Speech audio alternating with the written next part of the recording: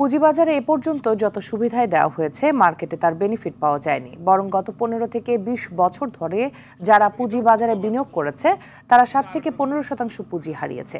সোমবার আগারগাঁওয়ে এনবিআর ভবনে প্রাক বাজেট আলোচনায় প্রতিষ্ঠানটির চেয়ারম্যান মোহাম্মদ আব্দুর রহমান খান এ মন্তব্য করেন।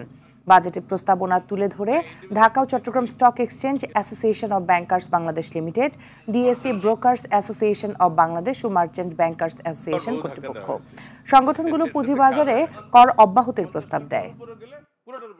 আমাদের প্রতিটা জায়গায় একটাই কথা, ট্যাক্স হলিডে লাগবে, ট্যাক্স এক্সামশন লাগবে, তাইলে হবে, নাহলে হবে না। মানে এই জায়গা থেকে আমাদের বেরোতে হবে। আমরা এই এক্সামশন কালচারের সাথে আর থাকতে চাই না, সোজা কথা। এটা দিয়ে আমাদের তেমন কোনো উন্নতি হয় নাই। আমরা যত জায়গায় দিয়েছি কোথাও আমরা এর কোনো পজিটিভ রেজাল্ট পাই নাই। মাঝখান থেকে গভর্নমেন্ট একটা মানে কর অব্যাহতির সংস্কৃতির লালন করেছে এবং সেটার খেসারত এখন আমরা দিচ্ছি।